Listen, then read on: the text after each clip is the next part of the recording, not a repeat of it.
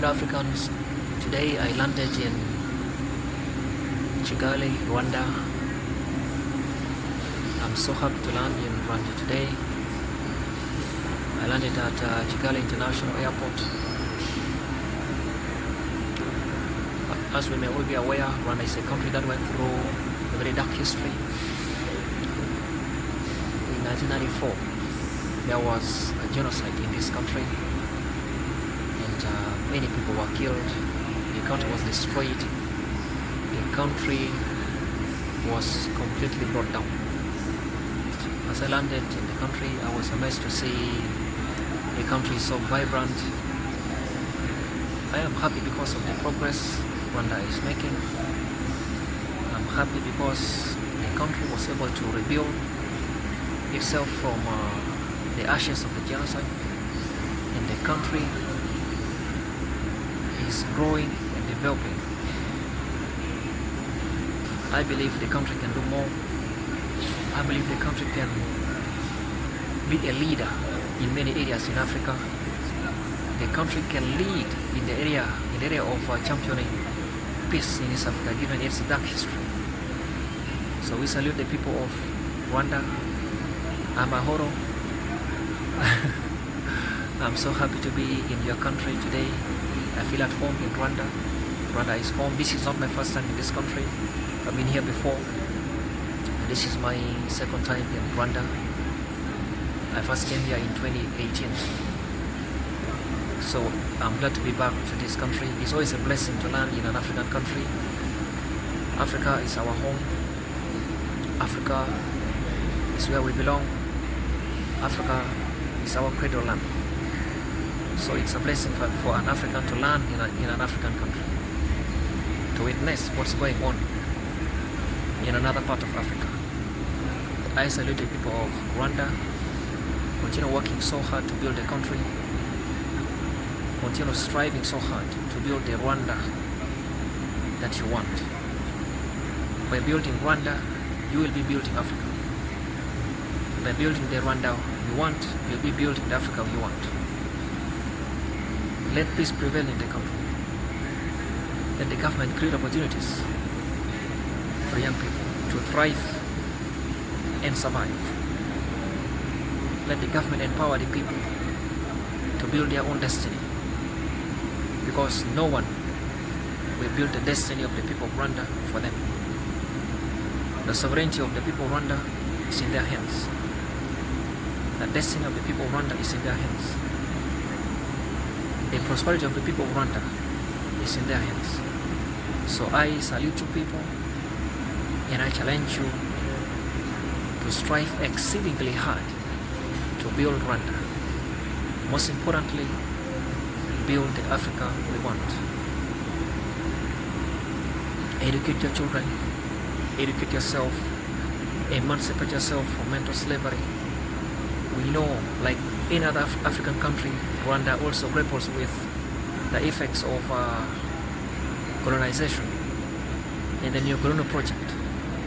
So the message to the people of Rwanda is this: liberate yourselves by liberating your minds. Marcus Garvey said, emancipate yourself from mental slavery. None but ourselves can free our minds. Like the people of any other country, the people of Rwanda need mental liberation so that they can be free, and free indeed. People who are not free in their minds are never free. People who are not free in their minds can only have a shadow of freedom. They can never know true freedom. True freedom comes when you're free in your mind. So I'm calling upon the people of Rwanda, liberate your minds to liberate Africa.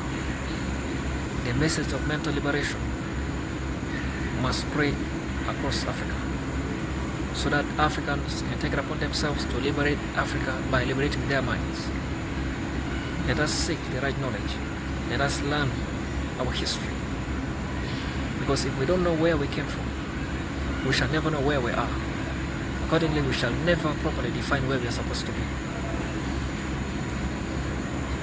Fellow Africans, know your history.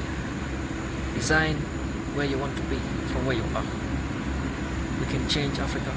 We can build Africa. We can thrive as Africans. We are the richest people in the world in terms of natural resources. We want that wealth to be translated into our daily lives so that people can have what to eat, we can have what to wear, we can send our children to school, we can access quality health care services, we can have good governance, we can have leadership, and the so-called democracy can prevail in Africa. This is our time to build Africa. But to build Africa, we need to have good leadership. We need to have sound leadership. So every African country must ensure that there is sound leadership, because without leadership we shall never build the Africa we want. So I greet you all, the people of Rwanda. I salute you for the progress you've made. You have made remarkable progress in the areas of technology, education, agriculture, governance. Yeah, you are moving in the right direction, though you have your own issues. Let us ensure that there is freedom of expression in this country. Let us ensure that people are free to fight for their destiny. Let us not oppress journalists. Let us not criminalize the opposition. I call upon the government of Rwanda, do not criminalize the opposition. Let every citizen of the country be free to express their views. The people of Rwanda should contribute to how they are being governed. Their voices must be heard. When they speak, the government must listen to them. That way they can collectively build the country. The people of this country must feel they own the country. They must feel the country belongs to them. That way they can work extremely hard to build the country. But if the people feel that the country belongs to a few people in government, then their potential will never be maximized. And that is a tragedy in many African countries. In fact, in all African countries. The potential of many Africans is not being maximized because the people do not feel they own their countries. Therefore, they hold back, and the opportunities are limited for them to maximize their potential. So I call upon African governments to work so hard to build their countries. Make sure you have quality leadership in your homes. Leadership must be in the homes. Proper leadership must be in the homes. Homes make up communities. Communities make up the country. So when there is proper leadership in the homes, there will be proper leadership in the communities. Accordingly, there will be proper leadership in the country. So let every man make sure he leads his family in the right direction. Build your families, build your communities, and you'll build a country. Your country is in your hands. Your destiny is in your hands. Your success is in your hands. Nobody will come from any place and build Rwanda for you. It is your duty to build your country. It is your duty to define where you want to be as Rwandans. It is your duty to know where you're coming from, where you are, and where you want to be, and strive so hard to get there. This is the message that goes out to every African country. Let us work to build our countries. Let us work to build our continent. Let us work to build our lives. Africa is rising. This is our time to shine as Africans. Let us strive to put Africa on the global position it is supposed to occupy. There is a global position Africa is supposed to occupy on the global stage. But up to now, Africa has not yet occupied a place on the global stage. Africa is being bullied by other continents. Africa is being exploited by other civilizations. Africa needs global partners, not global exploiters. So we need to make sure we collaborate with people, but we don't allow them to exploit us. For many years, Africa has been exploited by other civilizations. The time has come to put an end to the exploitation of Africa. Start with your country. People wonder, start with your country. Let us do this in every country in Africa. Say no to exploitation. Say yes to collaboration, meaningful collaboration. Collaboration that benefits Africa first. Collaboration that develops Africa. Collaboration that makes Africa utilize our resources for the good of our people. That's what we want. Our resources must be used to build Africa. First, we must never export raw materials. We must export the finished products. That means we must grow in technology.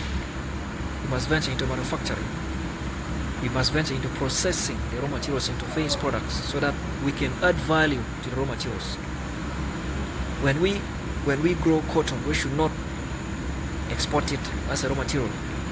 We should add value to the cotton so that we can make a lot of money on the global stage.